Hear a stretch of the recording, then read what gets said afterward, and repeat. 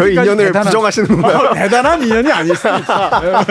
알겠습니다. 삐졌습니다. 그런 믿음이 없다면 굳이 그렇게 하지 않았겠죠. 이런 측면에서도 인류 역사하고도 사실은 부분들이 있다. 특히 동양의 역사에서 전 세계에 점을 치는 문화가 다 있잖아요. 사주전만큼 사실 복잡하고 체계적인 것도 드물어요. 그것이 어떤 방향으로 어떻게 어떤 토대하에서 이야기되는 것인지를 쭉 한번 교양으로서 한번 다뤄보자, 이런 의미입니다.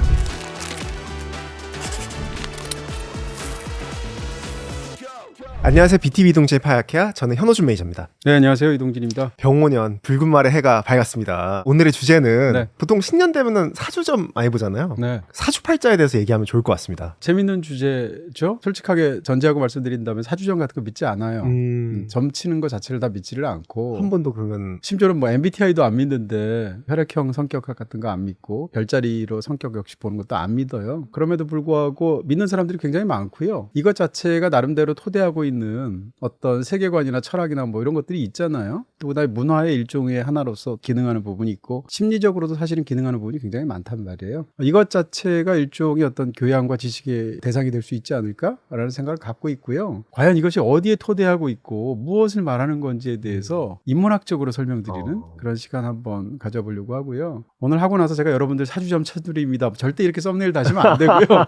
저도 점칠 줄 몰라요. 모르는데 다만 대충 그것이 어떤 방향으로 어떻게 어떤 토대하에서 이야기되는 것인지를 쭉 한번 교양으로서 한번 다뤄보자, 이런 의미입니다. 그러고 보니까 막상 그 사주팔자 점을 볼 때 어떻게 해석하는지 어떻게 보는지는 관심이 없고 늘 결과에만 신경 썼던 것 같아요. 그렇죠. 그래서 돈이 들어오느냐, 그래서 그렇죠. 연애운이 어떻게 되느냐. 맞아요. 그래서 뭐 궁합이 맞느냐 뭐 이런 것들, 올해 운이 어떤 건가 뭐 이런 것들이죠. 근데 사실은 그 역술인들이 어떻게 하는지에 대해서 그 토대를 알고 있으면 그걸 믿는 입장에서도 더 잘 들릴 수도 있고요. 안 믿는 입장에서도 그게 어떤 패턴인지를 파악할 수 있겠죠. 그런 의미에서 약간 흥미로운 부분이 있지 않을까? 그다음 카메라 돌기 직전에 저까지 포함해서 여기 모두 7분 계시잖아요. 근데 평생 한 번이라도 사주점 쳐본 사람 제가 여쭤봤거든요. 근데 3명이 봤더라고요. 그 4명이 안 봤잖아요. 대충 봐서 한 절반 가까운 사람이 평생에 사주점을 한 번 정도는 보는 것 같아요, 한국인들이. 그렇다면 굉장히 많은 것이고요. 재미로 보았던 믿었던 간에. 또 한 가지는 이제 제가 여기에 대해서 이제 관심 있는 건 제 대학 전공하고 아무 관련이 없고요. 뭐 종교학에서 이런 거 다룰 것 같지만 꼭 댓글도 달릴 것 같아요. 역시 종교학과여서 네. 사주점을 잘 하시는구나. 그렇겠죠. 근데 그 종교학 커리큘럼 보시면 그런 얘기 못 하실 거고요. 네. 전혀 관계가 없고, 제 경우에 관심을 가졌던 이유가 오래전에 제가 너무 존경하고 좋아하고 이런 어떤 사람이 있었어요. 근데 그분이 제가 볼 때는 지성의 화신이기도 하고 뭐 이런 사람인데 사주점을 너무 믿는 거예요. 그러면서 내 사주 막 쳐주려고 하고 뭐 이런 사람이 있었어요. 그래서 그분이 이제 사주점을 너무 믿으니까 대체 뭐길래 해가지고 사실은 보기 시작했었거든요. 뭐 이런 어떤 부분에서 저도 관련된 책들을 많이 보기도 하고 대충 어떻게 흘러가는지는 알거든요. 제가 점은 못 치지만 그런 측면에서 이런 이야기를 한번 약간 떨어진 시선에서 교양의 대상으로 한번 오늘 다뤄보도록 하겠습니다. 시작하기 앞서가지고 재미로 한번, 요즘 또 AI를 통해서 사주팔자를 보시는 쉽죠? 분들이 많다고 하더라고요. 네. 그래서 AI로 한번 봐보면 좋을 것 같아요. 강의로 저를 이렇게 직접 봐준 사람은 있지만 아주 간단하게만 봤었고, 저는 지금 이 순간 이전까지 오늘 이걸 한다는 얘기는 알았지만 본 적이 없어요. 사주점을 쳐본 적이 없어요. 그래서 오늘이 최초의 자리거든요. 생성형 AI 영광이네요. 아니요, 그건 아니지만 예, 과연 얼마나 하나 한번 보자. 뭐 이런 한번 느낌? 볼까요? 예. 네, 한번 보도록 하겠습니다. 일단은 날짜를 네. 입력해야 되잖아요. 네네. 제가 1968년 1월 7일입니다. 1월 7일. 네. 사주점을 칠 때 보통 양력으로 쳐도 되고 뭐 음력으로 쳐도 돼요. 몇 시에 혹시? 오전 7시. 오전 7시. 네. 좋을 때 태어나셨네요. 예. 저희 어머니가 하시는 말씀이 깡시골이어가지고 집에서 출산하셨거든요. 저를 낳고 이제 힘들게 이렇게 해서 밖을 받아봤는데 그때 태양이 막 떠올라서 겨울에 기분이 굉장히 좋았다, 이런 얘기를 저한테 하셨어요. 근데 또 제 사주에서 가장 중요한 게 제가 태양 쪽이거든요. 이따 설명드리겠습니다만 굳이 말하면 이런 부분이 또 맞기도 해서 흥미로운 게 있기도 하죠. 또 사는 곳도 입력해야 되는 것 같더라고요. 그걸 왜 시간을 하죠? 정확히 하려면 제가 태어난 곳이 아니면 사는 태어난 곳이? 곳, 도시 뭐. 네, 강원도 정선군. 네, 정선군입니다. 입력을 네. 하겠습니다. 근데 1월 7일이 또 저희가 네. 업로드를 하는 날짜예요. 아, 그래요? 그래서 그런 생일 거예요? 축하드리려고 저희가 케이크를 준비했는데 네. 진짜로? 가져와 주실 수 있나요? 예. 딸기 여기, 케이크. 여기 딸기 야, 케이크 제가 이게 준비했습니다. 요즘 가장 인기 있다는 그 딸기 그거 맞습니다. 아니에요? 예, 요즘 네. 한창 철이니까 딸기에 또 크림 발랐네요. 끝나고 난 다음에 네. 저희가 또 생일 축하 노래도 불러드릴 테니까 예, 준비했습니다. 예, 1월 감사합니다. 7일입니다. 예. 네, 고맙습니다. 네. 결과를 한번 보겠습니다. 네. 결과를. 태양이 나왔네요. 태양. 태양 나오죠? 태양은 에너지가 강한 만큼 네. 지나치면 고집이 있고 네. 감정 표현이 직선적일 수 있습니다. 내가? 그러지는 않은 것 같아요. 감정 표현이 네. 막 직선적이시진 않은 것 엄청 눈치 같은데 보는데. 관리직이 어울리는 분야라네요. 관리직이요? 네.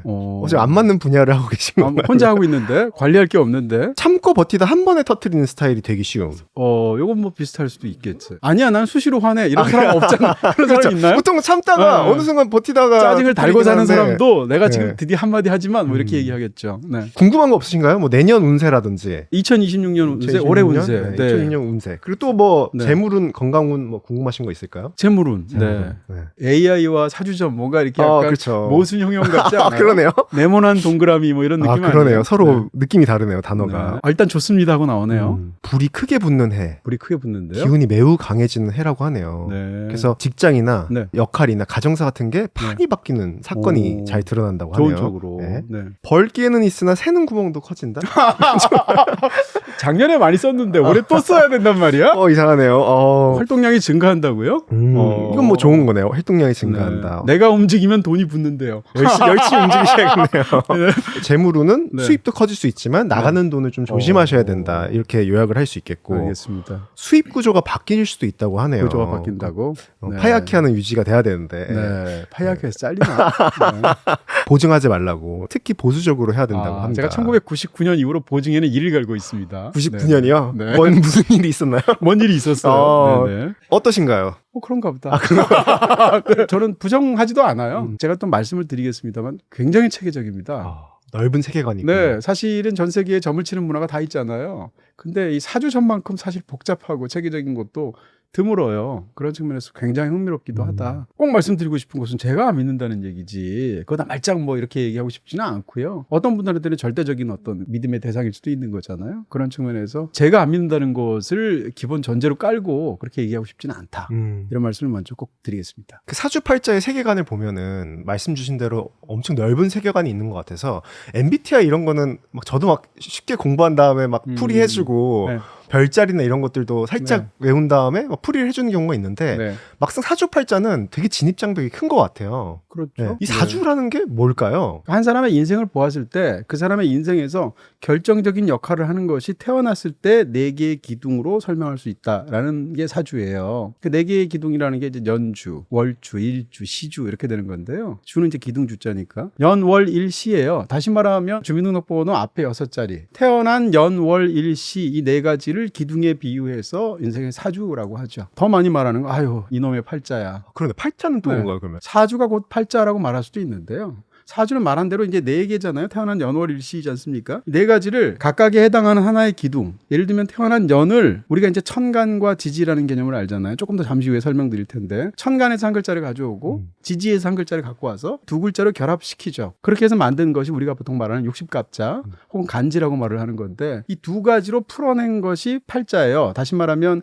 각각의 기둥 하나당 2글자씩 붙게 되거든요. 4 곱하기 2 하면 8이 나오잖아요. 그 자신의 어떤 운명 같은 것이 태어난 연월일시가 결정하는 부분이 상당히 많이 있는데 그것을 팔자로 표현하는 거죠. 8글자로. 그렇게 얘기할 수 있고요. 옛날에는 주민등록번호 같은 게 없잖아요. 이런 상황에서 어떤 사람을 특정할 수 있는 어떤 정보가 있다면 팔자죠. 예를 들면 저 같은 사람한테 제가 조선시대에 태어났다고 치면 정민년생이고요. 개축월생이고요. 태어난 것을 제가 날짜로 이야기를 하게 되면 제가 병자에 해당하고요. 그 다음에 태어난 시를 또 이야기를 하면 신묘예요. 이건 저도 이제 외운 건데요. 사주와 팔자의 어떤 개념을 이해하려면 이 천간지지라는 개념을 생각해야 되는 거예요. 고대에 자기 운명에 어떤 관심이 있는 사람이 있다고 한번 생각해 보세요. 그랬을 때 미래를 알고 싶잖아요. 어떻게 될지. 여기에 대해서 동서양을 막론하고 가장 많이 점을 칠 때 사용했던 것은 하늘의 움직임이란 말이에요. 그래서 천문학하고 점성술이 서로 같이 가는 굉장히 오랜 시기가 있었단 말이에요. 하늘의 기운이 어떻게 바뀔까를 가지고 고민해서 만들어낸 것이 동양에서는 하늘의 기운의 움직임을 10가지로의 부호로 파악한 거예요. 그게 천간. 반면에 땅의 기지를 그 당시에는 또 그럼 어땠을까 해가지고 역시 또 그것을 12가지로 파악한 것이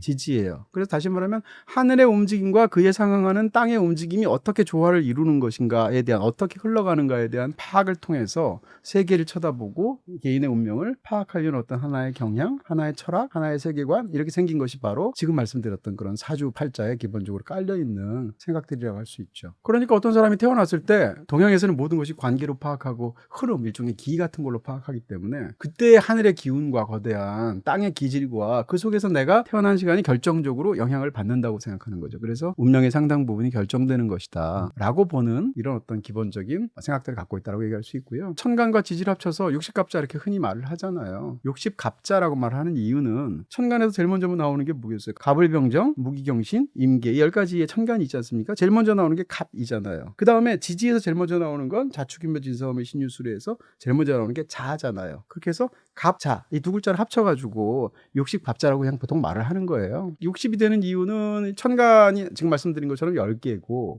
지지는 12개니까 곱하기 하면 120가지 경우의 수가 나오잖아요. 최소 공배수가 60이네요. 그렇죠. 네. 지금 정확하게 말씀하셨어요. 최소 공배수로 보기에는 둘 다 짝수이기 때문에 사실 60까지밖에 나오지 않죠. 그래서 60년의 세월이 지나면 이 원 사이클이 도는 거예요. 거대한 사이클 하나가. 그래서 회갑, 돌아올 회자를 쓰기도 하고 돌아올 환자를 쓰기도 해서 환갑잔치, 회갑잔치. 다시 말하면 동양에서의 거대한 사이클 한 번을 누리는 천수를 이미 누린 거예요. 그런 의미에서 우리가 이런 것을 할 정도이고요. 굉장히 나쁜 표현이지만 우리가 이제 육갑한다 이런 말을 쓰잖아요. 쓰면 안 되는 굉장히 속스럽고도 상스러운 표현인데 육갑한다 할 때 육갑이 60갑자의 준말이에요. 육갑을 한다는 얘기는 60갑자를 따지는 게 굉장히 어려워요. 어렵단 말이에요. 예를 들어서 천간 따지고 지지 따지는 것도 어렵단 말이에요. 지지를 따질 때 보통 손 같은 걸로 천간 지지 따지거든요. 예를 들어서 자축, 인묘, 진사, 오미, 신유, 술, 해, 자축 이렇게 돌아요. 12개로. 이런 걸 따지는데 지금 벌써 지지만 따져도 어렵잖아요. 천간 따지고 뭐 등등 하면 얼마나 복잡하겠어요. 이러다 보니까 그걸 따지는 것이 굉장히 어렵고 힘든 영역인데 그 앞에 또 이제 육갑한다 할 때 앞에 또 더 나쁜 말이 붙잖아요. 누가 육갑한다 이렇게 하게 되잖아요. 이게 만약에 손마디가 제대로 이렇게 보이지 않는다거나 혹시 경우에 따라서 손가락 개수가 적다거나 많다거나 하면 육갑을 제대로 하기가 얼마나 어렵겠어요. 그래서 육갑한다? 육갑 떤다? 떤다라는 말은 떠든다의 준말이니까 육갑에 대해서 떠든다라는 건데 그 모습이 얼마나 서투르겠는가라는 것을 비우는 말이죠. 그래서 이제 그런 말이 나오는 건데 제가 이 얘기를 장황하게 설명드리는 이유는 사실은 우리 언어 생활 속에도 이 모든 것들이 다 들어가 있는 거예요. 우리가 얘기할 때 예를 들면 아윤의 팔자 이런 말도 하고요. 방송할 때 궁합이 잘 안 맞아 이런 말을 하기도 하잖아요. 그 다음에 망신살이 뻗쳤다는 말 하잖아요. 이게 다 사주점하고 관련이 있는 말들이에요. 이런 부분들에서 사실은 우리 언어 생활 속에도 굉장히 깊숙이 들어와 있다 이렇게 얘기할 수 있습니다. 궁합이란 단어도 관련이 그렇죠. 있었군요. 궁합이라는 건 두 사람 사주 사이의 화학적인 어떤 반응이 어떻게 되는가를 따져보는 거예요. 그게 궁합이거든요. 그런 측면에서도 사주점하고도 결정적인 관련이 있고요. 사실은 사주점을 치는 사람들의 상당수가 결혼을 앞두고 양가에서 사주 받아가지고 한번 이렇게 맞춰보고 부모님들이 막 하기도 하고 그러잖아요. 그런 의미에서 사주점을 치기도 하죠. 지지 얘기하시니까 오늘 PD님들이 네. 여기에다가 촬영하면 좋겠다고. 그래서 여기 골라주신 거구나. 몰랐어요. 시계와 관련돼 있고. 네, 여기다 시간하고 관련이 되어 있기도 하고 또 그 12가지의 띠 자축인묘 진사오미 신유술애가 동양에서는 시와 관련이 있잖아요. 우리의 시 어떤 개념으로는 2시간이 한 단위잖아요. 그래서 하루가 12시간으로 보게 되는데 예를 들어서 하루의 시작은 자시 밤 11시부터 1시 이게 이제 시작이잖아요. 저희 어머니께서 되게 제일 좋아하시는데 여기 보시면 와. 1시, 2시부터 이렇게 쭉 있는데 여기가 자축인묘 진사오미 신유술애로 사실은 저 인형을 도왔습니다. 그렇게 해서 자시, 축시 이런 방식으로 쭉 놓아서 사실은 시간을 알리는 그런 방식으로 활용했다. 심지어 제옥 PD님이 저걸 1시 7분으로 세팅했다고. 아잉 센스쟁이. 생일이라고. 네, 평상시 항상 우리가 시계를 돌아가게 하지만 시간이 사실은 이제 소리가 나서 멈춰놨는데 그걸 또 1시 7분에 맞추셨네요. 네. 지금까지 말씀 주신 것만 해도 이미 다른 점들이랑 다른 것 같네요. 그 토대가 굉장히 탄탄한 것 같아요.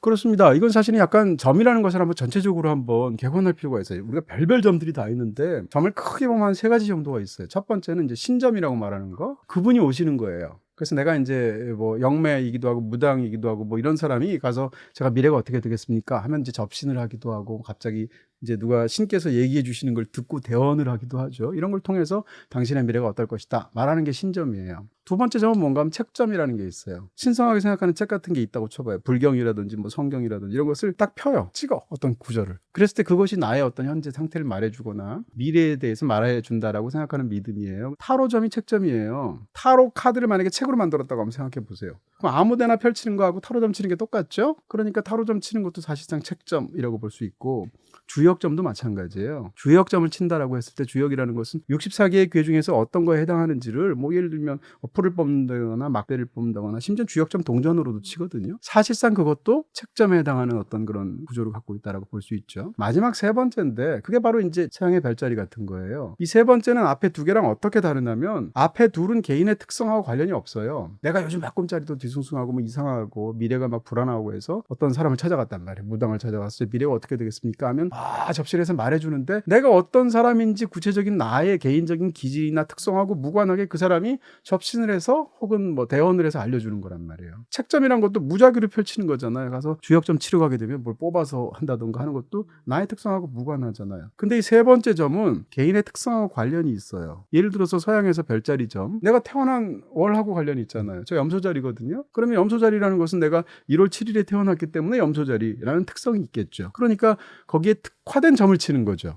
그럼 사주점은 세 번째에 해당되는 그렇죠. 거네요. 예. 세 번째 중에서도 가장 복잡한 것 중에 하나가 사주점이에요. 예를 들면 서양 별자리하고 비교해 보세요. 결국은 인간의 운명의 패턴이 12가지로 나눌 수 있다는 얘기 아니에요? 근데 사주점의 경우의 수는 정말 어마어마하게 많아요. 일단 연, 월, 일시가 다 들어가잖아요. 연, 월, 일시 중에서 서양의 별자리는 월만 따지는 거잖아요. 사실상. 정확히 1일부터 30일까지는 아니지만 그런 측면에서 사주점이라는 게 얼마나 복잡한 체계와 나름의 철학에 토대하고 있는가를 우리가 짐작할 수 있는 부분이 있죠. 그 얼핏 보니까 그 51만 4,800가지의 그렇대요? 경우의 수가 있다고 네. 하더라고요. 예. 충분히 가능할 것 같아요. 뭐 그 안에서도 예를 들면 서로의 어떤 그 오행 간의 관계라든지 이런 등등까지 다 따져보게 되는 거니까 엄청나게 많겠죠. 그렇기 때문에 역술인들은 그게 굉장히 어렵다고 말할 거고요. 실제로 어려울 거예요. 굉장히. 또 그 다음에 이게 진입장벽이라는 측면도 있기 때문에 일반인들이 자기의 사주점을 쉽게 칠 수는 없죠. 그랬는데 인터넷이 나오고 애플리케이션이 나와버렸네. 그래서 이제는 이 사주점에 대한 관심이 더 커진 것 같아요. 한 해가 시작되거나 뭐 등등이거나 자기 운명에 대해서 알고 싶거나 하면 요즘 손쉽게 온라인을 통해서 그런 경우가 굉장히 많은 것 같습니다.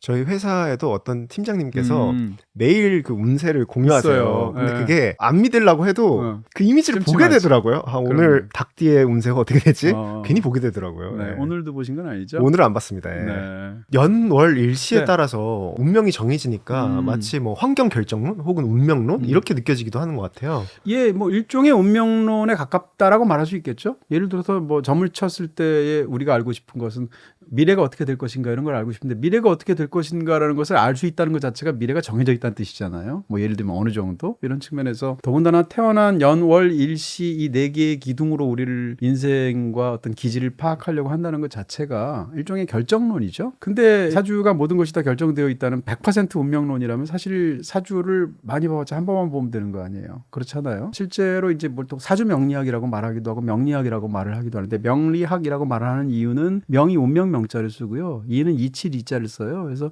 운명의 이치를 탐구하는 학문이라는 뜻이에요. 그래서 사주에 관해서 공부하는 사람들은 스스로를 명리학을 한다고 하죠. 이 사주 명리학이라는 것의 기본 토대가 운명론적인 측면이 굉장히 강하지만 이게 전부가 아니에요. 실제로 굉장히 개인의 어떤 운명 같은 것은 어느 정도 상당 부분 환경이나 본인의 노력에 따라서 바뀐다고 보고 있고요. 예를 들어서 우리가 이제 점을 칠 때 흔히 하는 이야기가 무슨 대운이 어떻든가 세운이 어떻다든가 뭐 이런 얘기를 해요. 대운이라는 것은 이제 10년만 다 개인이 바뀐다고 하고 세운이라는 것은 이제 매년 바뀐다고 하는데 그래서 이제 보통 새해가 바뀌거나 한 해의 끝이거나 이럴 때 사주점 치거나 이런 경우가 많죠. 굉장히 알기가 복잡하니까. 어찌됐건 이런 운이라는 것도 있고 개인이 타고나는 운명과 기질이라는 것도 있어서 이 상호작용하면서 한 사람의 인생이 펼쳐진다고 보기 때문에 반드시 운명이 모든 것을 결정한다는 결정론만은 아니에요. 그러니까 자기가 사주를 보고 나서 자기한테 강하거나 부족한 게 뭐가 있다고 하면 그것을 보양하거나 아니면 이렇게 억제하는 방식으로 하겠죠. 예를 들면 나한테 잘 맞는 사람이 있다거나 나한테 안 맞는 어떤 직업이 있다거나 이런 것들을 따지겠죠. 그래서 보통 사주점을 치는 건데요. 그런 측면에서만 본다면 완벽한 운명론이라고 볼 수는 없어요. 사주를 이야기하고 있는 역술인들이 흔히 드는 비유가 있는데 그게 자동차하고 도로와의 관계예요. 어떤 자동차를 뽑는다고 한번 생각해 보세요. 그러면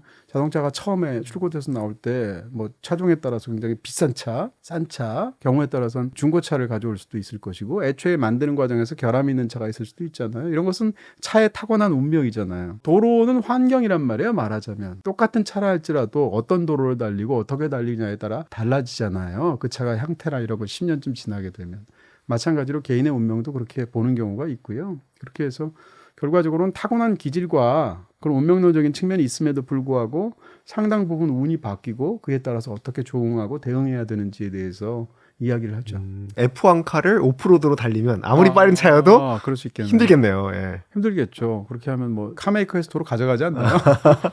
사주법이 매력적인 게 틈을 열어놔서 매력적인 것 같아요. 그렇습니다. 이렇게 만약에 모든 것이 결정됐다라고 말하면 정말 어떤 경우에는 누구는 좋은 사주 있지만 나쁜 사주인 사람도 있을 것이고 변하지 않는다고 생각한다면 그 모든 것이 쓸모없게 되잖아요. 그 점을 치는 행위 자체를 포함해서 그런 측면에서도 다른 부분이 있죠. 말씀드린 것처럼 이 동양에서의 세상과 개인을 보는 것에서 가장 중요한 것은 관계성이고 흐름이고 기이고 이런 거잖아요. 이런 측면에서도 그것을 고정불변한다고 보지 않죠. 그 사주를 보통 보면은 네. 흔히 나오는 용어가 네. 뭐 음양 그리고 뭐 오행설 네. 이걸 많이 얘기하더라고요. 그렇죠. 그러니까 사주점이 어떻게 지금처럼 이렇게 굉장히 체계화되고 복잡해졌을까 했을 때 몇 번의 혁신적인 어떤 그런 착상이나 발상의 어떤 그런 전환의 순간들이 있었죠. 그중에서 이 사주점이 제대로 체계화된 것은 사주팔자라는 아까 말씀드린 것과 여기에 음양 오행설이 달라붙게 됐어요. 그것을 누가 처음 그렇게 했는지는 알 수 없으나 굉장히 혁신적인 세상을 보는 관 혹은 사주점이 제대로 출발할 수 있는 토대를 만든 그런 순간이었던 거죠. 그러니까 그 얘기를 하기 위해서 이제 음양 오행설에 대해서 아주 간단히 말씀을 드려야 되는데 우리가 잘 알고 있는 것처럼 음양 이론이라는 것은 우리 우주에는 두 가지 기운이 있다는 거죠. 음의 기운이 있고 양의 기운이 있다는 건데 이 두 가지가 서로 대립하기도 하고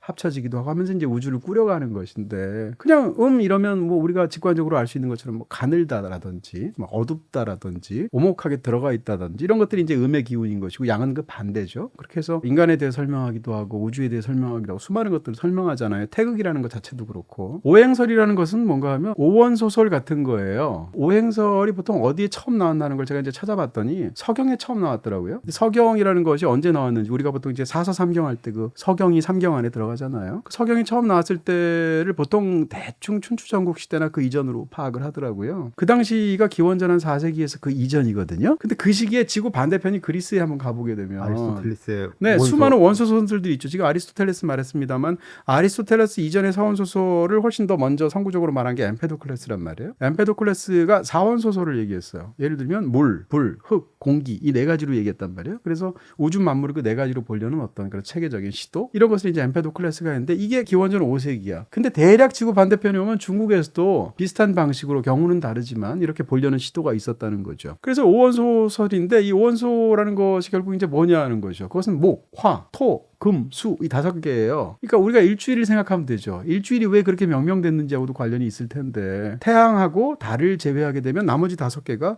이 오원소설하고 관련이 있단 말이에요. 그렇죠? 그래서 이게 오행설이라고 이야기를 하게 되는데 흥미로운 것은 뭐 오원소설, 오소설 이렇게 말하지 않고 오행설, 오행론이라고 말하잖아요. 그러네요. 왜 그럴까요? 단일 행자를 쓴단 말이에요. 그 얘기는 역동성을 강조하는 것이죠. 이 원소가 가만히 불변하게 있는 게 아니라 서로 상호작용이 중요하고요. 이 각각의 오행들이 천간과 지지 사이를 끊임없이 움직여 다니는 거죠. 그렇게 하면서 세계의 운명이나 개인의 운명이나 많은 것들을 변화시키는 거거든요. 이런 측면에서만 본다면 지금 말씀드렸듯이 이제 오행설이라는 것이 오행론이라는 것이 어떤 데 토대하는지 우리가 짐작할 수가 있고요. 이 점점점 발달하다 보니까 이 오행론이라는 것이 예를 들어서 무슨 유교에서 기본 덕목으로 알고 있는 5가지 중요한 덕목이 있잖아요. 인의의 지신 이런 것들을 이 5가지로 결부시키기도 하고요.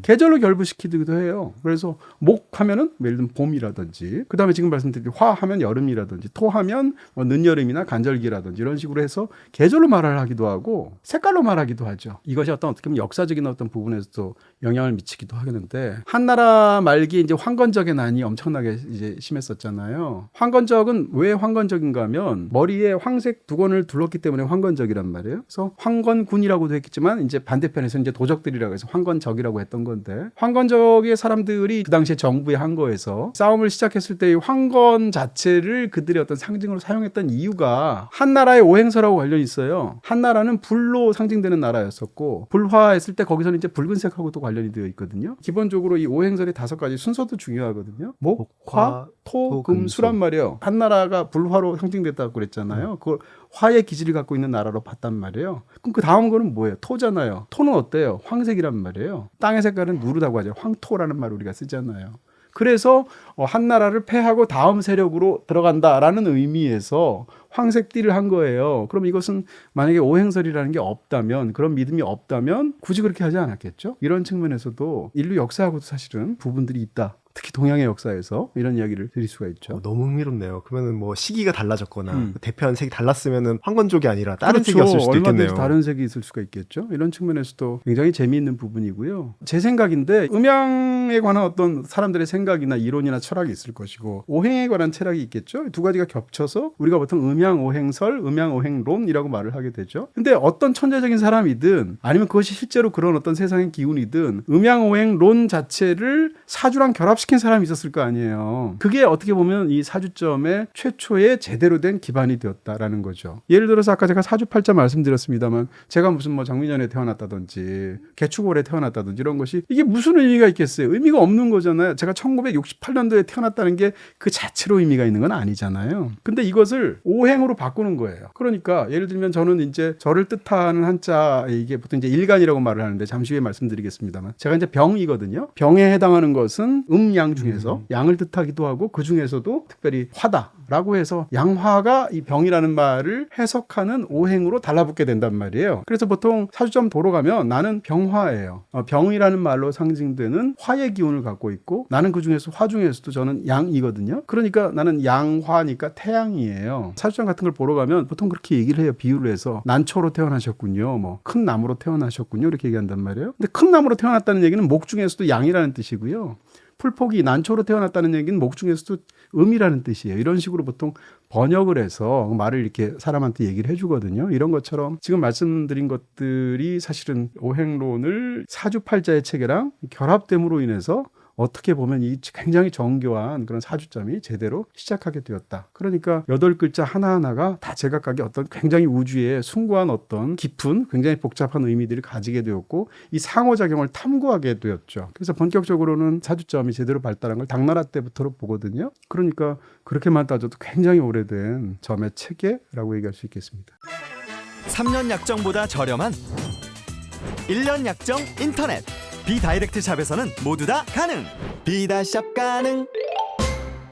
아까 말씀 주셨듯이 뭐 만세력 그런 표를 뭐 앱으로도 확인할 수 있다고 하셨지만 네. 그래도 정식으로 자기가 어떻게 하는지 알아보고 싶어 하시는 분들도 있을 것 같아요. 그렇죠. 네. 이제 사실 지금 말씀드린 거 하나도 몰라도 요즘은 들어가서 치기만 하면 되니까. 근데 이제 그것이 어떤 패턴으로 되어 있는지 한번 설명할 필요는 있는 것 같아요. 예를 들면 어떤 사람이 사주점에 관심이 있다고 한번 생각해 보세요. 자기가 스스로를 어느 정도 지식을 가지고 어느 정도 알아보고 싶다라고 가정을 하게 되면 제일 먼저 해야 될 것은 뭐냐? 엄마한테 가서 물어봐야죠. 엄마나 몇 시에 태어나서 물어봐야죠. 모르는 경우도 있잖아요. 그러면 태어난 연월일시를 파악했죠. 그럼 뭐가 됐어요? 사주가 된 거 아니에요? 그 다음에 팔자를 알아야 되잖아요. 근데 자기의 팔자를 아는 건 굉장히 어려워요. 예를 들면 내가 태어난 해가 언제라는 것은 상대적으로 쉬워요. 무슨 임진왜란이니 경술국치니 뭐 등등 해서 우리가 역사적인 사실들을 60갑자로 이야기를 하잖아요. 근데 태어난 월, 태어난 일, 태어날 시가 각각 60갑자로 어떻게 되는지 말하는 건 너무 어려운 일이에요. 그건 알 수가 없어요. 굉장히 복잡하고. 이런 상황에서 그것을 알 수 있게 쉽게 만들어 놔서 오래전부터 수백 년 전부터 내려오는 책이 있어요. 그 책이 바로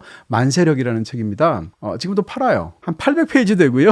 책마다 다른데 이렇게 두꺼운 사전 같은 책이라서 자기가 태어난 해 연월일시가 각각 60갑자 어디에 해당하는지를 찾아보는 일종의 사전 같은 거예요. 인터넷이나 앱이 없었다고 가정한다면 이걸 찾아봤겠죠? 20세기엔 다 그렇게 했어요. 그럼 역술인들은 다 만세력을 갖고 있죠. 그래서 자네 뭐 생년월일이 어떻게 되나 해서 뭐 얼마입니다 라고 하면 그때부터 찾겠죠. 그 다음에 적어놓고 그 다음에 이제 그 오행관계 같은 걸 따지고 뭐 이렇게 해서 이제 말을 해주게 되는 건데요. 그러니까 제일 먼저 자기의 사주를 알고 그 다음에 팔자는 만세력에서 찾아서 확인해가지고 60갑자로 만드는 거죠. 근데 말씀드린 것처럼 60갑자로 만들어도 그 자체로 의미가 있는 게 아니죠. 더 중요한 것은 이것을 오행으로 바꾸는 거잖아요.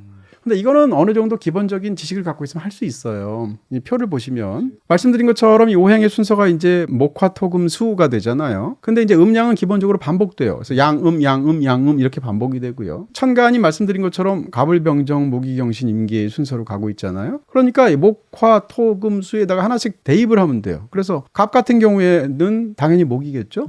근데 양목이죠. 그 다음에는 을 같은 경우에는 음목이겠죠. 근데 한 가지 알 것은 이 사주점을 칠 때 지지는 우리가 보통 일반적으로는 제일 먼저 오는 게 사실은 쥐띠잖아요. 자축인묘 진사오미 신유수레로 하는데 자축을 뒤로 보내요. 그리고 인부터 따져야 돼요. 이것을 특히 세 단위씩 끊습니다. 끊은 다음에 토에 해당하는 건 중간중간에 낀다고 보게 되는 거. 그래서 표가 좀 약간 복잡하게 되는 것인데요. 그러니까 인묘, 사오, 신유, 해자 사이에 지금 말씀드린 그 네 가지가 각각 끼게 되고 그것이 또 음양이 교차한다고 보는 거예요. 사주점 사주점이라는 것은 결국은 말씀드린 것처럼 기본적으로 이렇게 2번 정도의 말하자면 치환의 과정이 필요해요. 태어난 연월일시를 8개의 숫자로 파악을 했죠. 8개의 숫자에 해당하는 각각의 오행에서의 어떤 것들이 기호 같은 것이 있는 거잖아요. 그러면서 이 8가지끼리의 상호작용을 들여다보는 것이죠. 이게 사실상 사주점을 보는 방식이다. 그 사주에서도 연월일시가 다 똑같이 중요한 게 아니라고 맞아요. 얼핏 들었던 것 같아요. 그게 너무 중요한 거예요. 이것은 이제 정확한 어떤 창시자가 있어요. 서자평이라는 사람인데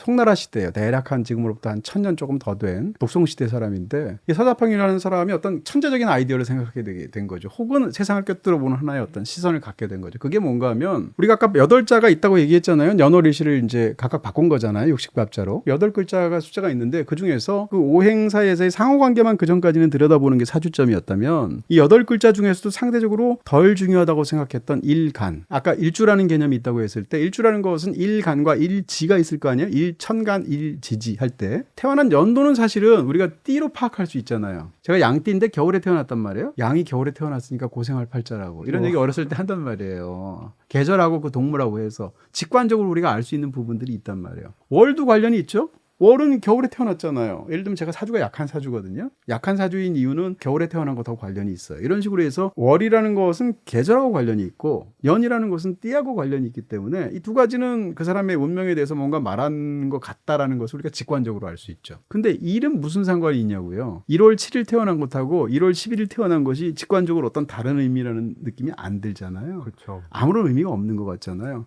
근데 그것이 바로 일간인데 그 일간이라는 것이 사실은 사주에서 핵심이다라는 것이 이 서자평이라는 사람의 견해예요. 어떻게 보면 완벽하게 패러다임을 바꿨다고 그럴까? 근데 일반적인 견해랑은 달랐을 것 같네요. 그렇겠죠. 그래서 일간이라는 것이 그 자신을 뜻한다는 거예요. 나 자신의 타고난 기질이라는 거예요. 다시 말하면 8개의 사주 중에서 어떤 것은 예를 들면 경우에 따라서는 뭐 부모 관계, 뭐 형제 관계 뭐 등등을 따지게 되는데 가장 중심이 되는 내가 있어야 되니까 나의 기질은 사실상 일간에 담겨 있다라는 견해인 거예요. 그렇게 되면 그다음부터 팔자는 일간을 중심으로 해서 나머지 7개 그러니까 어떻게 보면 7자라고 말할 수 있어요. 8 빼기 1이니까 7이니까. 일간과 7자 사이의 오행 관계를 따지는 게 현대사주의 핵심이 되어버렸어요. 이 서자평이라는 사람이 일간을 중심에 둠으로 인해서 어떻게 보면 현대적인 의미에서의 이런 정교하고도 거대한 사주점이 제대로 시작하게 되었다. 창시자다. 이렇게 말할 수 있고 십성이라는 개념이 또 굉장히 중요해요. 십성이라는 것은 이 오행이라는 것 자체가 아까 단일 행자가 들어간다는 걸 좀 말하는 것처럼 상호작용이 너무 중요하거든요. 흙이다, 금이다, 쇠다, 물이다, 불이다라는 것은 실제로 그 물질이라기보다는 그 물질로 표상되는 어떤 기운 같은 것을 말하는 거거든요. 그 세상 모든 것들은 그 5가지의 속성이 있다는 얘기인데 그 서로 간의 관계가 굉장히 중요하잖아요. 근데 이것은 굉장히 자연주의적이에요. 예를 들면 아까 제 사주에서 굉장히 중요한 저의 일간의 핵심은 저는 화거든요. 불화예요, 저는. 그중에서도 양화예요. 제가 만약에 사주점을 보러 갔으면 예를 들면 태양으로 태어났네 이랬을 거예요. 그런 측면에서 저는 이제 불화를 갖고 있는데 역술인들이 굉장히 많이 말을 하기도 하고 실제로 찾아보셔도 많이 나오는 게 예를 들면 목생화 이런 말 많이 한단 말이에요. 상생, 맞아요. 뭐 이렇게 네. 얘기하죠. 그래서 이제 보통 이제 생극관계라고 말을 하게 되는데 목생화 이게 무슨 뜻인가 하면 나무는 불을 살린다라는 뜻이에요. 근데 이거 너무 당연하잖아. 불이 있는데 나무를 집어넣으면 어떻게 되겠어요? 불이 타겠죠? 반대로 물하고 불의 관계는 불이 있는데 물을 끼얹으면 어떻게 되나요? 불이 꺼지잖아요. 그러니까 수극화라는 말을 쓰죠. 그러면 물은 불을 극한다, 제지한다라는 뜻이죠. 이렇게 해서 결과적으로는 지금 말씀하신 것처럼 굉장히 자연주의적인 건데 이 5가지 요소 속에서 이 서로의 관계를 보통 생극관계라고 해요. 생극관계는 생이라는 것은 살려주는 관계이거나 극은 제어하는 관계라는 거예요. 근데 살리는 게 반드시 좋은 것도 아니에요. 예를 들면 내 사주를 봤는데 내가 지나치게 그러니까 불의 기운이 강해요. 근데 누가 또 불의 기운을 여기다 더해봐. 그럼 나는 어떻게 되겠어요? 너무 지나치게 되네요. 그렇죠. 사주에서 핵심은 조화거든요. 그러니까 내가 지나치게 내 사주에 화가 많으면 불이 많으면 오히려 불을 극하는 게 좋겠죠. 수가 필요해질 수도 있는 거예요. 예를 들면 반대로 내 사주에 어떤 것이 굉장히 적다고 하면 그걸 키울 수도 있겠죠. 이렇게 해서 결국은 이 극의 관계, 생의 관계 이것이 굉장히 중요하게 되죠. 그래서 이걸 이제 생극관계라고 하게 되는데 이 생극관계를 통해서 아까 말씀드린 그 일간에서의 나 핵심 나는 불이라고 그랬죠. 그리고 저는 이제 병을 쓰잖아요. 이것과 나머지 7개 오행과의 관계를 따지는 거예요. 이 따지는 것을 십성이라고 해요. 서로 간의 어떤 오행의 어떤 생극관계를. 근데 이 십성이 어떻게 보면 사주 풀이할 때 너무너무 중요한 개념이고 이걸로 굉장히 많은 것들을 풀어서 이야기를 해게 주게 되죠. 어찌됐건 지금 말씀드렸던 어떤 일간을 주목하게 된 착점이 있었을 것이고 그 일간에 주목을 해서 일간의 오행과 칠자의 오행 사이의 관계를 따져서 그 사람의 운명과 그 사람의 적당한 직업과 평생의 운과 결혼해야 될 사람과 부모와의 어떤 사이와 이런 걸 다 풀어 설명한단 말이에요. 이것이 보통 사주점의 핵심이 되는 부분들이다 이렇게 설명할 수 있습니다. 아, 그래서 예전에 저도 그 점을 봤을 때 꼭 이게 극한다고 나쁜 네. 게 아니다 궁합이 그럼요, 이런 얘기를 그럼요. 그래서 했던 거군요. 그럼요. 예를 들어서 저는 화잖아요. 불이 저의 기본적인 어떤 타고난 기질이라는 거 아니에요? 그러면 저한테 필요한 게 뭐겠어요? 사주점 해가지고 아까 한 걸 살짝 보니까 저한테 필요한 게 불이라고 하더라고요. 오히려. 왜냐하면 타고난 게 불인데 나머지 7개의 칠자가 굉장히 약한 사주고 이걸 살려주지 못하는 거예요. 그래서 오히려 저는 불이 필요한 거예요. 겨울에 태어났기 때문에. 이런 어떤 부분들이 있는데 그러니까 단순히 생극이라는 것은 긍정적이고 부정적인 개념은 아닌 거죠. 제가 불이었던 것 같은데 아 그래요? 불과 관련된 뭔가가 있다 하더라고요. 네. 제가 도움드리는 관계. 이렇게 될 확률은 사실은 양음까지 따져도 10분의 1 정도예요. 왜냐하면 오행이니까 5가지고 그 양음이라는 개념을 넣어도 10가지잖아요. 그런 측면에서 사실은 저희 인연을 부정하시는구나. 대단한 인연이 아닐 수 있다. 이런 거죠. 알겠습니다. 삐졌습니다. 삐지는 것도 사주에 있을 수도 있어. 그래서 제가 제일 궁금한 건 그 평론가님 아까 말씀하시긴 하셨지만 네. 안 믿는다고 네.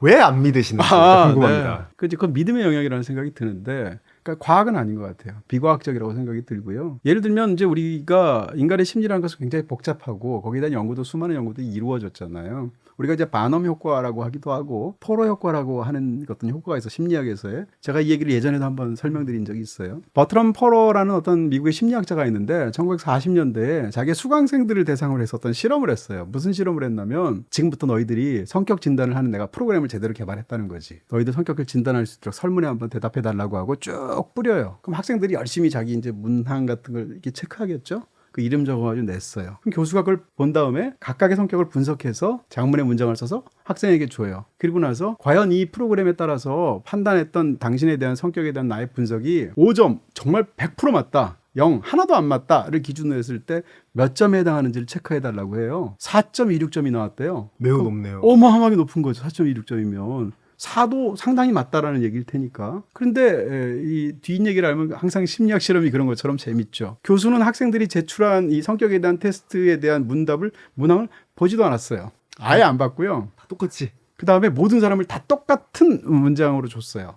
그 문장을 어디서 만들었냐면 그냥 점성술책에서 갖고 와서 짜깁기로 만들었어요. 근데 그것을 보았을 때 무작위로 사실상 똑같은 해답을 이 수강생 전체한테 줬는데 맞아 와 정말 교수님이 대단한 걸 만드셨네라고 한 사람이 4.26이라는 것은 어마어마한 상관관계가 있는 거잖아요. 그래서 포로 효과라는 말을 해요. 애매모호한 말들 일반적인 말들 던져주면 그것을 어떤 암시를 주게 되면 사람들이 정말 그러네라고 생각하는 경우가 있죠. 뭐 예를 들어서 옛날에 비판적으로 보는 견해 중에서 직업에 관해서 알아맞춘다고 할 때 역술인들이 손으로 벌어먹는 일을 하는구만 뭐 이런다는 거 아니에요. 근데 대부분의 사람들이 사실은 다 손으로 타자 칠 벌어먹어요. 수도 있고. 그렇죠. 예. 뭐 글 쓰는 사람부터 시작해서 황영조가 아닌 이상 대부분은 다 손으로 벌어먹지 않겠습니까? 발로 그분은 발로 먹는 사람도 벌어먹겠죠. 있군요. 네, 그런 측면에서 모호한 말들이 갖고 있는 자기 실현적인 효과 같은 것도 있지 않나? 제 첫 번째고요. 또 한 가지는 이번에 이제 책을 여러 권을 읽었거든요. 이번에 읽은 책 중에서 이제 이재영 씨가 쓴 사주 이야기라는 책도 봤는데 거기서도 이제 저자가 한 이야기지만 굉장히 체계적인 이것이 돌아가는 것의 핵심은 60갑자 아니에요. 그럼 60갑자에서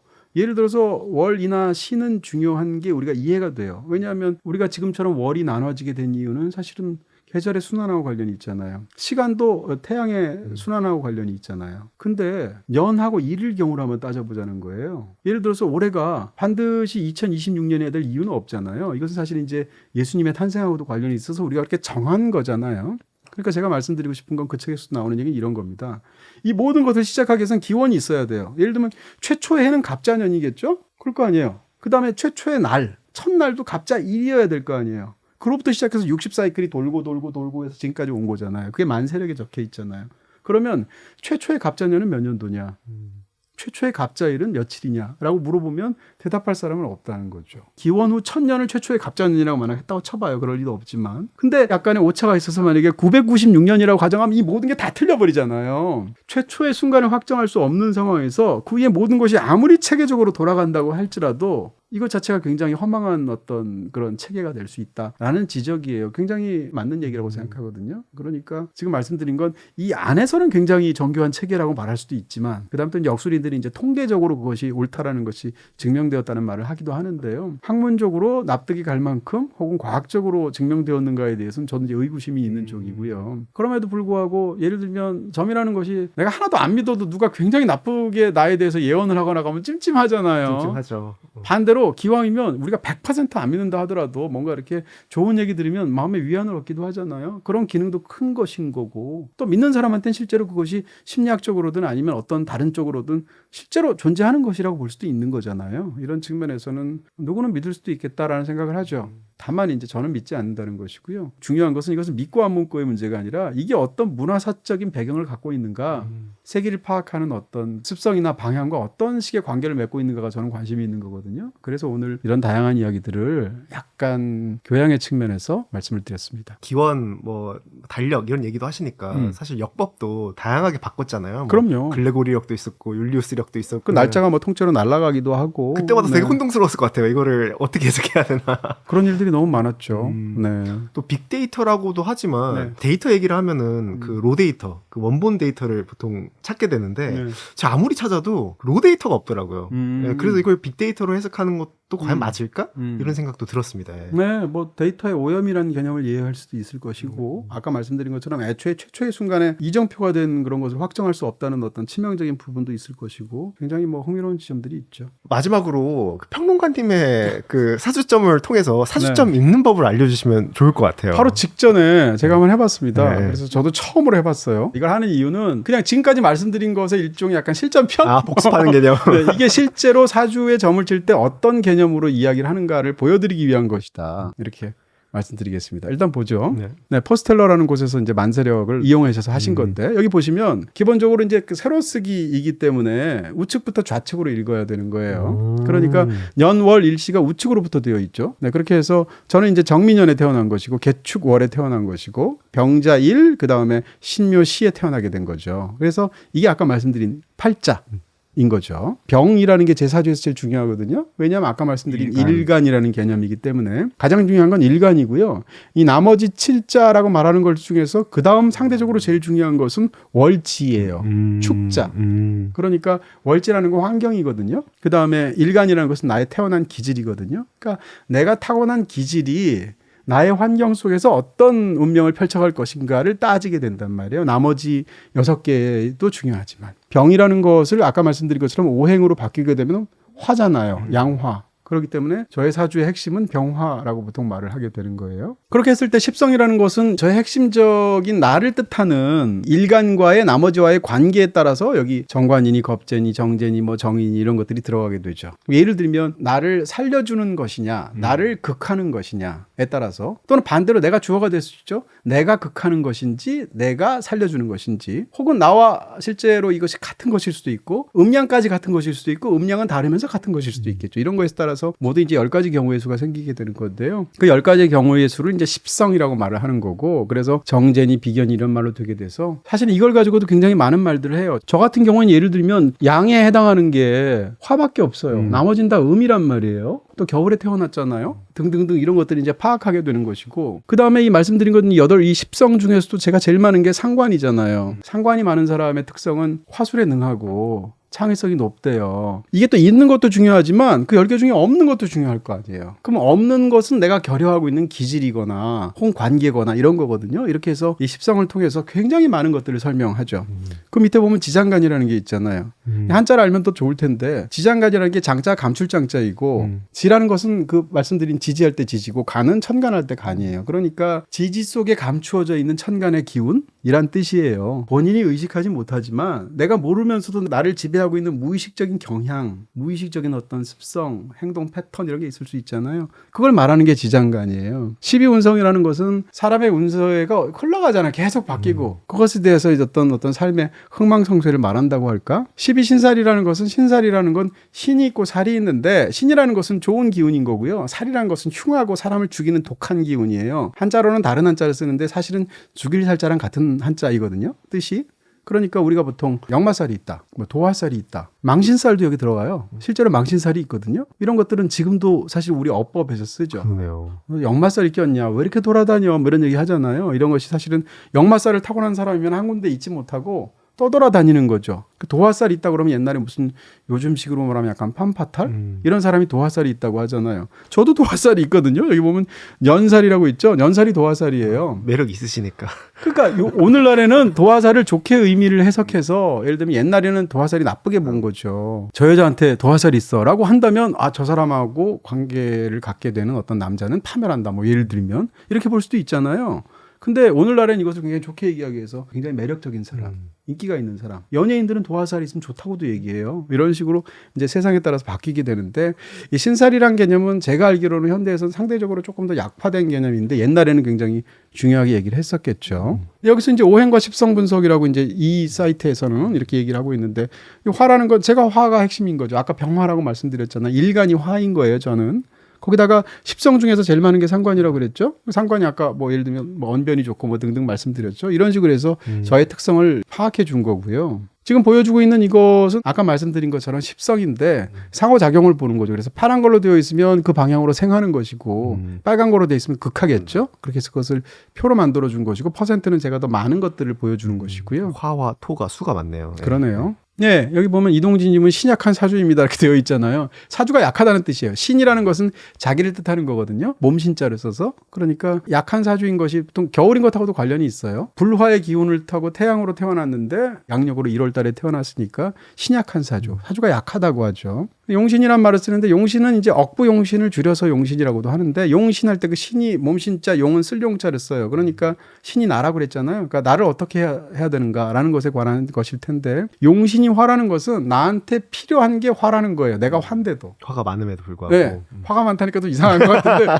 불이 많은 거예요. 불이 많음에도 불구하고. 짜증이 많은 게 네. 아니고. 네. 그러니까 저는 화를 타고났는데 이 사주에 따르면 신약한 사주라서 타고난 기질이 제대로 발현이 못 되기 때문에 불을 계속 주입해줘야 된다는 거죠. 그러니까 제가 만나는 관계든 직업이든 뭐든 이런 쪽으로 이것이 보충될 수 있는 그런 생을 할 수 있는 그런 것들을 찾아 나서야 되겠죠. 이런 의미에서 당신한테 필요한 것은 화다.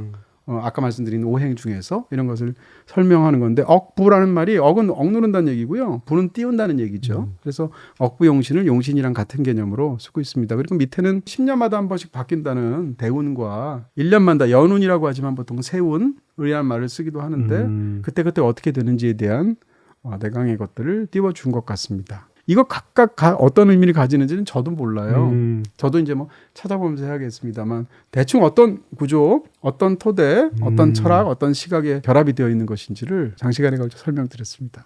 너무 잘 이해됐습니다. 파야케 혹시 그 만세력 책 있나요? 없어요. 여기 책이 3만 권인데 만세력이 없네. 책이 엄청 많은데 글쎄 딱 그 말이야. 책이 없네요. 제가 봤을 때 오늘 끝나고 나면은 제작진 분들이 다 여기 앞에 줄 설 것 같아요. 아니 근데 제가 볼 줄 모른다니까요. 그래도 지금까지 말한 것만 해석해 주시면. 네, 여기서 조금만 더 공부하시면 사실은 자기 사주를 어느 정도 최소한으로는 보실 수도 있을 것이다. 그렇지만 뭐 제대로 사주를 보고 싶으시다거나 거기에 대해서 어느 정도 믿는 분이라면 역술인한테 제대로 사실은 또 받아야 되는 측면이 있겠죠. 지금 제가 말씀드렸지만 저도 모르는 게 너무 많고요. 이걸 따진다는 것은 굉장히 복잡하고 또 자의적인 해석 혹은 경우에 따라서는 체계적인 해석이 필요한 경우도 많기 때문에 사실은 자기 사주를 아는 것은 그렇게 쉬운 일은 아니에요. 저는 오히려 안 믿었던 쪽이었는데 오늘 설명을 듣고 그래요? 나니까 이렇게 음양과 그래요? 우행과 이렇게 네. 수많은 토대가 있다는 걸 알고 난 후에 네. 오히려 정말 한번 더 보고 싶다는 생각이 들더라고요. 예. 네. MBTI가 뭐예요? EN 어쩐지 믿더라. 네. 일단은 끝나자마자 저 사이트에서 저도 한번 돌려보면서 네. 예, 궁합이 어떤지 한번 확인해 보도록 하겠습니다. 네. 오늘 이 이야기가 네. 참고하신 책이 되게 많으시다고. 네, 뭐 다시 한번 다 보기도 했었고 모르는 걸 알게도 됐었고 지금 보여드린 이 4권의 책을 집중적으로 참고해서 여러분께 설명드렸습니다. 이번엔 또 영화 어떤 영화를 추천하면 좋을까요? 사실은 뭐 사주도 사주이지만 사실은 운명을 알고 싶은 것에 대해서 굉장히 많은 것들이 있잖아요. 그 중에서 하나가 또 관상이라는 게 있지 않습니까? 관상에 대해서 굉장히 흥미롭게 다룬 더군다나 조선시대에 있었던 가장 큰 정변 중에 하나였던 사건을 다룬 그런 유명한 영화가 있죠. 관상. 이 영화를 여러분께 추천드리도록 하겠습니다. 관상은 장르통합 월정의 BT 플러스에서 보실 수 있습니다. 파야케 채널 운영과 콘텐츠 방향에 관련해가지고 설문을 준비했는데요. 고정 댓글에 있는 설문 참여해주시면 정말 큰 도움이 됩니다. 참여해주신 분들께는 추첨을 통해 스타벅스 기프티콘을 드립니다.